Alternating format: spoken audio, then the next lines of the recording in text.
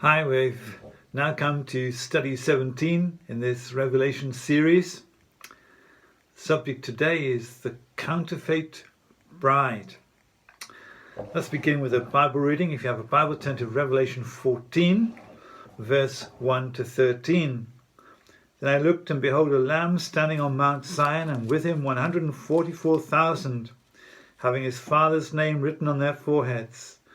And I heard a voice from heaven like the voice of many waters, and like the voice of loud thunder. And I heard the sound of harpists playing their harps.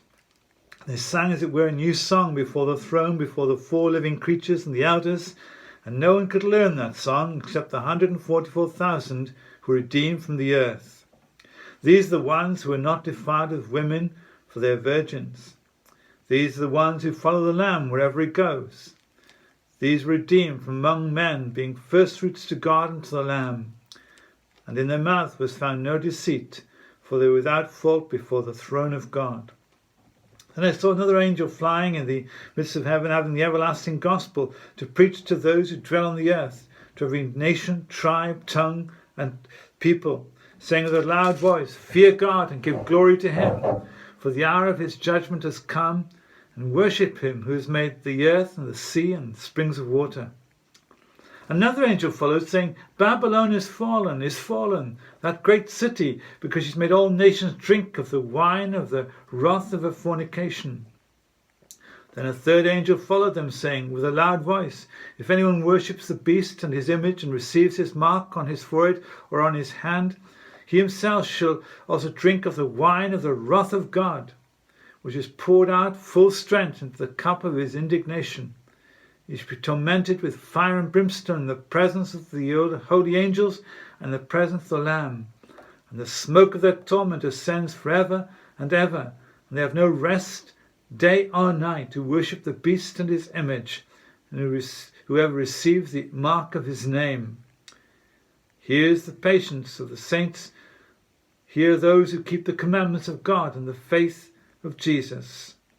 Then I heard a voice from heaven saying to me, Write, blessed are the dead who die in the Lord from now on, yes, says the Spirit, that they may rest from their labours and their works follow them.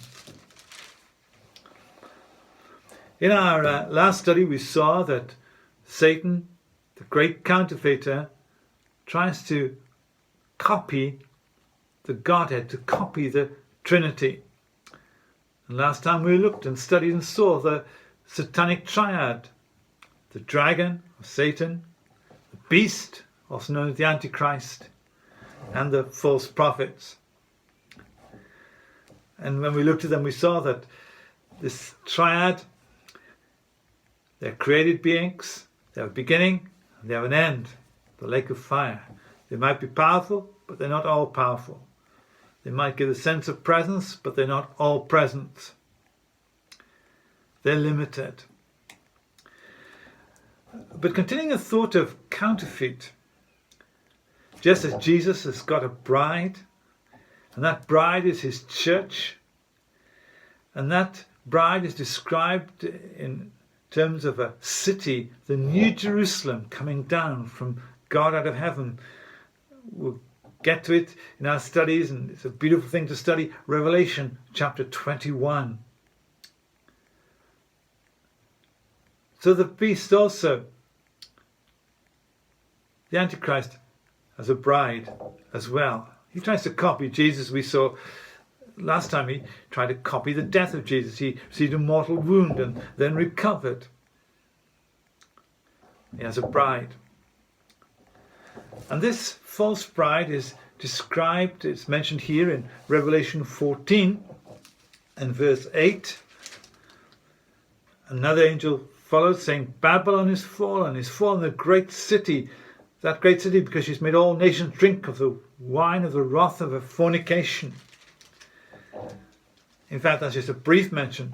If you want to study it in more detail, we find that chapter 17 and chapter 18 of Revelation go into much more detail upon the nature of this false city, this counterfeit bride, the bride of the beast. And look at Revelation 17, verse 5. And on her forehead a name was written, Mystery Babylon the Great, the mother of harlots and of the abominations of the earth. What a contrast to the bride of Christ. The New Jerusalem, pure and holy, where the Lamb is the light of the city. And this one, the mother of harlots and the abominations of the earth. Revelation 18 tells us how corrupt this Babylon is, how it's demonically inspired, and how it's involved in all kinds of trade. That's not surprising that that anything that's linked to Satan is involved in all kinds of illicit trade. In Ezekiel chapter 28, you may recall, it's a chapter that deals with the fall of Satan, and Ezekiel 28 and verse 16 says, You defiled your sanctuaries by the multitude of your iniquities, by the iniquity of your trading. Therefore brought fire from your midst, devoured you. So there's all this kind of greed and corruption and trade, illicit trade. It's all linked back right there to Lucifer himself. Look at Revelation 18, verse 2 and 3. He cried mightily with a loud voice, saying, Babylon the Great is fallen, has become a dwelling place of demons, a prison for every foul spirit, and a cage for every unclean and hated bird. Wow. For all the nations have drunk of the wine of the wrath of her fornication. The kings of the earth have committed fornication with her, and the merchants of the earth have become rich through the abundance of her luxury. Verse 11. And the merchants of the earth will weep and mourn over her, for no one buys their merchandise any more. Merchandise of gold and silver, precious stones and pearls, fine linen and purple, silk and scarlet, every kind of citron wood, every kind of object of ivory, every kind of object of the most precious wood, bronze, iron and marble, and cinnamon and incense, fragrant oil and frankincense, wine and oil, fine flour and wheat, cattle and sheep, horses and chariots, and the bodies and souls of men. Wow, what a list. A whole world of trade is involved there. Clothing, perfumes, jewellery, transport, chariots and cars, whatever. And human slavery. Human slavery. It amazes me that we're living in the 21st century, and yet even in our own country there's still cases of human slavery and sex slavery and all that kind of stuff. Unbelievable. But it says it's going to be rampant in this system of the false Babylon. Now, amazingly, as we study chapter 17, chapter 18, all of this collapses in just 1 hour. I might think, wow, all the trade systems and economies and everything else is included there, all collapse in 1 hour. In the past, we might have found that difficult to believe.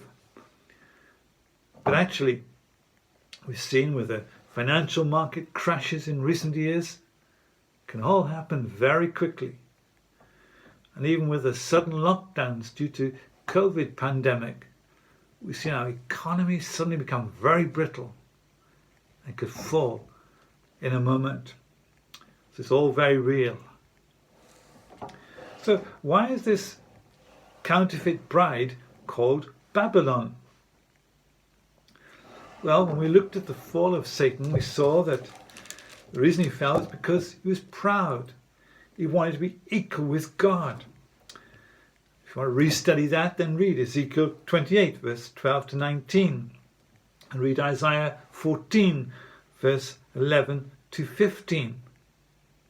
But when he was thrown out of heaven, did that aspiration stop? Certainly not. He still wants to have that elevated position. One of the things he did in Genesis chapter 11 was to try to inspire the people of the earth to build a great tower, listen to this, that would reach up to the heavens. The inspiration and the motive behind that was that Satan, Lucifer, wanted to be alongside and equal with God. Now, they couldn't have built a tower that big, but the inspiration, the motive was there. And some of the biggest buildings in the world, the biggest building currently is right in the Middle East. And one wonders what was the inspiration behind that. Anyway, let's just take a look at Genesis chapter 11 and verse 1 to 9. Now the earth had one language and one speech. And it came to pass as they journeyed from the east that they found a plain in the land of Shinar, and they dwelt there. Then they said to one another, "Come, let's make bricks and bake them thoroughly." They had brick for stone, they had asphalt for mortar. And they said, "Come, let's build ourselves a city and a tower whose top is in the heavens. Let's make a name for ourselves, lest we be scattered abroad over the face of the whole earth." But the Lord came down to see the city and the tower which the sons of men had built. And the Lord said, "Indeed, the people are one, and they all have one language. And this is what they begin to do. Now nothing that they propose to do will be withheld from them. Come, let us go down." Oh God, one acting, three acting as one. "Come, let us go down, and there confuse their language, that they may not understand one another's speech." So the Lord scattered them abroad from there over the face of the earth, and they ceased building the city. Therefore its name is called Babel. And in the margin it'll say Babylon, because there the Lord confused the language of the earth, and from there the Lord scattered them abroad over the face of all the earth. Babylon. And then, of course, Babylon, the city Babylon is built, and we associate that with King Nebuchadnezzar. And certainly that city became one of the wonders of the ancient world. The seven wonders of the ancient world. People talk about Babylon's gardens and all this kind of thing. And its king, Nebuchadnezzar, became very proud. He was humbled in a moment.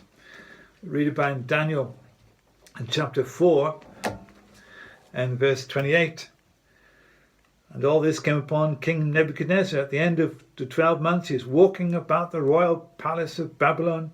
And the king spoke, saying, "Is not this great Babylon I have built for a royal dwelling by my mighty power and for the honour of my majesty?" And while the word was still in the king's mouth, a voice fell from heaven, "King Nebuchadnezzar, to you it is spoken, the kingdom has departed from you. And they shall drive you from men, and your dwelling shall be with the beasts of the field. And they shall make you eat the grass like oxen, and 7 times shall pass over you until you know that the Most High rules in the kingdom of men, and gives it to whomever he chooses. That very hour the word was fulfilled concerning Nebuchadnezzar. He is driven from men and ate grass like oxen.